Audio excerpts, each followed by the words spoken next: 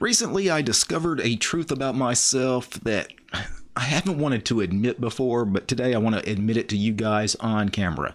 I hate technology. I've come to the point now where I realize that the more I know about technology, the more I learn about technology, the more I hate it, and the more I avoid it.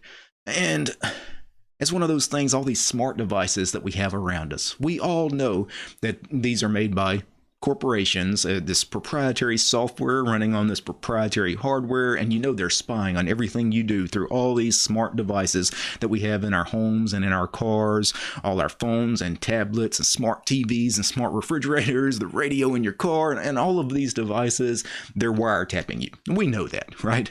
And well, I say we know that. We that are more tech savvy know that. The general population, many of those people are unaware, but the more you learn about this stuff, the more you want to avoid it. You want it completely out of your life. And that's kind of where I've gotten to at this point in my life. I don't want anything other than a standard desktop computer as far as a computing device in my life anymore. And of course, that desktop computer needs to be running strictly free and open source software, because the minute you put proprietary software on it, something like Windows, for example, then once again, you have another device that's potentially spying on you, spying through the webcam and the microphone. Of course, it's key logging you and all of this. And it's one of these things I really do think it's kind of ironic. The people that know more about technology are the ones that fear it the most and avoid it the most. It's kind of like Mark Zuckerberg putting a Band-Aid over the webcam on his laptop because he's afraid that people are spying on him, on some of the websites and programs and things he runs on his laptop, because he knows what Facebook does to people. He knows they do that to people. So he's scared of it too. And of course, from my point of view, it all comes down to being open, right? It's all proprietary versus open source, because the reason we fear all of this is because most of our devices, they're proprietary hardware is running proprietary software. We can't audit the code. We can't see what that software on those devices are actually doing to us. This would all change if we had nothing but open hardware and open software, because then we could actually verify, yes, that device, that piece of software, that's spying on me. But right now, we still live in a world, unfortunately, dominated by proprietary software. But even other than proprietary versus free and open source, many of these devices, I just don't think, whether they're open source or not, are healthy. These smart devices serve no purpose in life. We've been sold all of these smart devices that people are traveling with and have in their homes. They never escape. They're always on camera. They're always on a microphone. And people don't realize that everything they do in life is being watched now. And we've been sold a bag of goods. We've been sold all these smart devices because these companies tell us it's going to make our lives easier. And it doesn't. And here's what I've discovered, as I realize now, most of this technology actually makes my life worse. It adds frustration to my life, because how many of these devices do you guys have in your homes and cars, office and things, and you're constantly fighting with technology. You're constantly fighting crashes, bugs. You're constantly playing with settings on various little technological widgets and things that are around the house. And many cases, these technological devices that you're fighting with serve absolutely no purpose in life other than some company convinced you to buy hardware, this device that you didn't even need in the first place. Now, oddly enough, I've always been kind of a Luddite. Like, I'm against cell phones. I was one of the very last adopters as far as actually buying a cell phone and having a cell phone on me. Until about 7 years ago, I refused to actually have a mobile phone. I finally had to buy one because I had some jobs at the time where, being in a supervisory role, was on call 24/7, 365, and I needed to actually have a phone on me. That's the only reason I ever finally gave in and bought a cell phone. But now, doing YouTube full time, I actually don't need a cell phone anymore. I have one. I have a Samsung Galaxy 10. I've already paid for it. It's completely paid for, the device. So I'm not just going to not use that phone. I'm going to keep using that phone for now until it stops working. But once that phone either stops working or I just finally decide, hey, it's time to move on from it, I don't think I'm going to buy a smartphone for my next phone. I'm going to do something. If I have to have a mobile phone for some reason, I think I'm just going to get one of these really cheap, like prepaid plan kind of phones, because I don't do anything on that phone.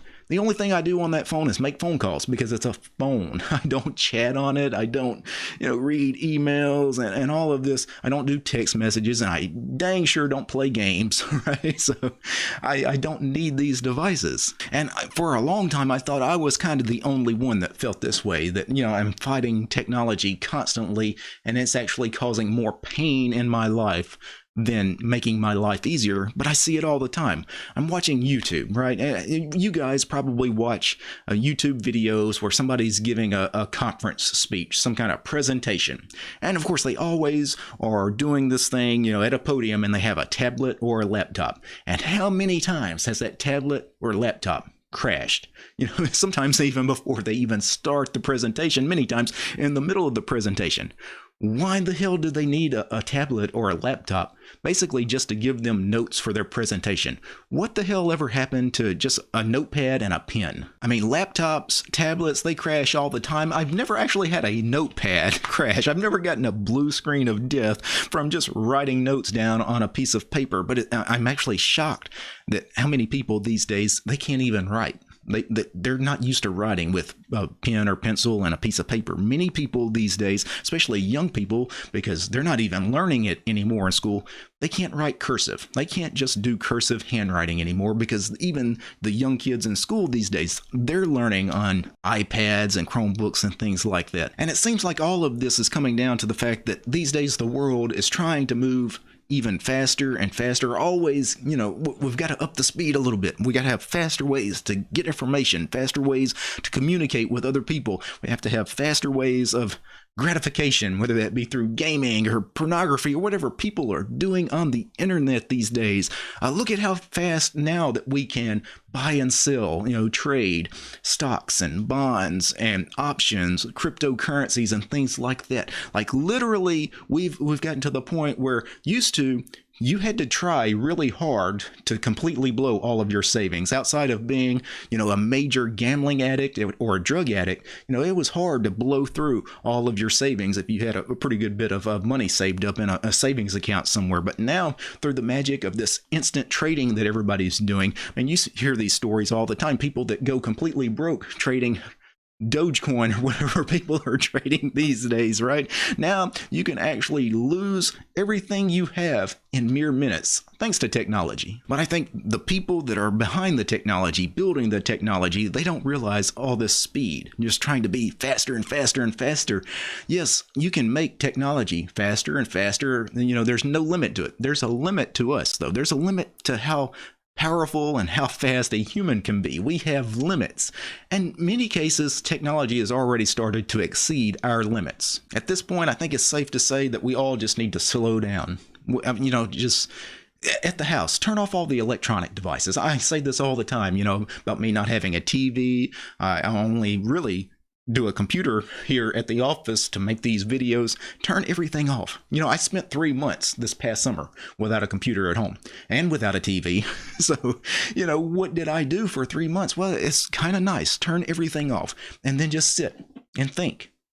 Just think to yourself. Just sit in a chair for an hour or two and just let your thoughts wander wherever they wander. Many people don't do that. Back in the day, that's all we did. But now it's kind of a lost art. How about, if you got some free time and you want to really, get into your own mind a little bit, maybe meditate, maybe pray. If you're a spiritual person, meditation and prayer, they're really, really healthy. And these days, people just don't spend that much time doing that anymore. If you want some entertainment, instead of relying on electronics, how about reading a book? Many people don't realize what a fantastic thing reading is.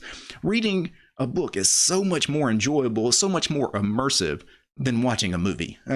For those of you that are avid readers, you know what I'm talking about. For many of you that just avoid reading books, you probably don't know what I'm talking about, and you really should explore that avenue. Another great way to slow down is quit gaming through electronic devices.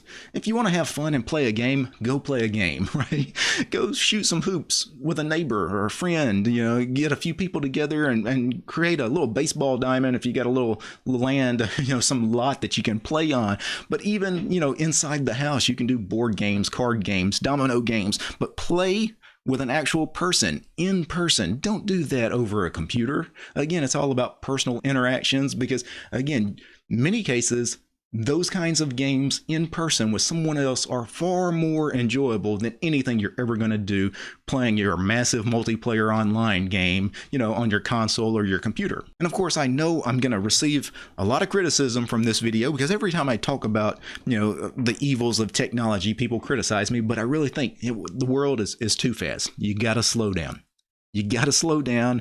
And now I'm not one of these people that I'm going to say today I'm going to go ahead and shut down the computer and the camera and everything, and I'm going to just move out into the middle of the woods and completely live off the grid. I'm not one of those people, but then again, I'm not as plugged in as most people. And that being said, even though I'm not as tied to technology as many of you are, I'm still frustrated by it. So I know many of you guys have got to be absolutely sick and tired of it, and I think that's a good thing. If you are sick and tired of it, I think I hope society as a whole eventually gets to the point where they see the flaws. They see the flaws of being so addicted to this technology. And I think that's going to be a good day when that day comes. And I really hope one day mankind realizes it's kind of lost itself, right? We've lost our way, and we really have to harken back to a slower and a simpler time.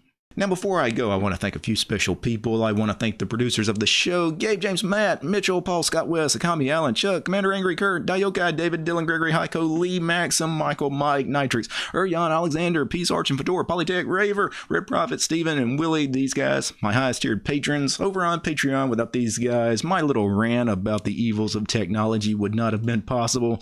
The show's brought to you by each and every one of these ladies and gentlemen. All these names you're seeing on the screen right now, these are all my supporters over on Patreon because I don't have any corporate sponsors. I'm just sponsored by you guys, the community.